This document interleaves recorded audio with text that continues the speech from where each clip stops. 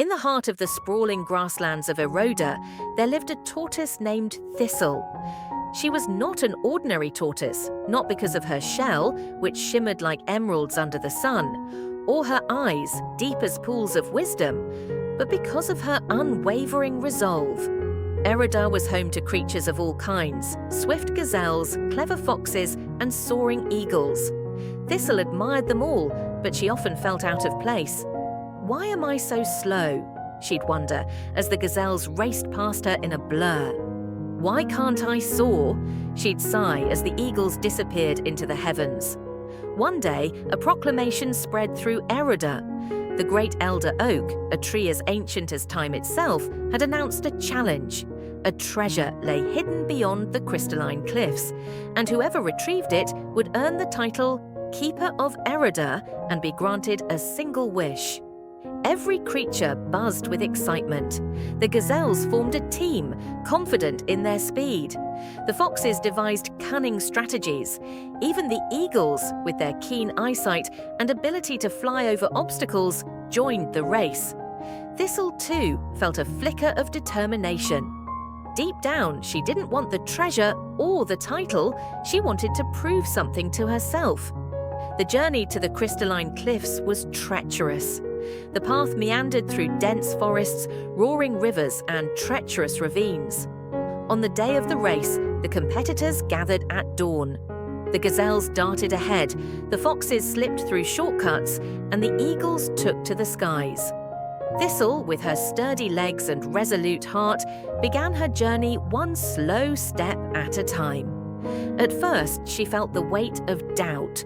The others were so far ahead. "What chance do I have?" she wondered.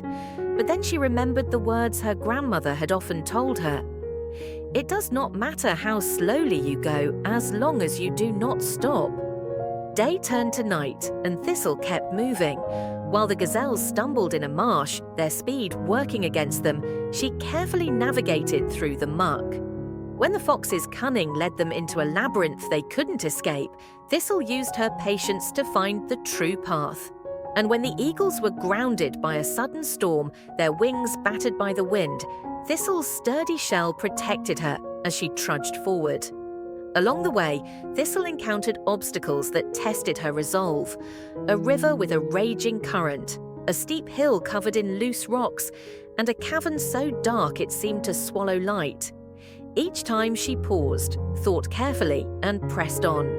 She found joy in the small victories, the feel of cool water as she swam across the river, the satisfaction of reaching the hill's summit, and the first glimmer of daylight at the cavern's end. By the time Thistle reached the crystalline cliffs, she was weary but unbroken. To her surprise, she saw no sign of the others. She climbed the cliffs, her legs trembling but her heart steady, until she reached a plateau where the treasure lay, a simple, glowing seed. Beside it stood the great elder oak, its branches stretching skyward like arms, welcoming her. "You have done well, Thistle," the ancient tree said, its voice a gentle rustle. "The others sought shortcuts, but you embraced the journey. This seed is your reward. Plant it, and it will grow into a tree that mirrors your spirit, steadfast, enduring, and full of life." Thistle took the seed and returned to Eroda. She planted it in the center of the grasslands, where it grew into a magnificent tree. Under its shade, creatures of all kinds gathered, inspired by Thistle's journey. She never claimed the title of Keeper of Eroda, for she believed that the lesson she learned, to move forward no matter how slowly, was the true treasure. And so Thistle's tree stood as a reminder to all. In life, it does not matter how slowly you go as long as you do not stop.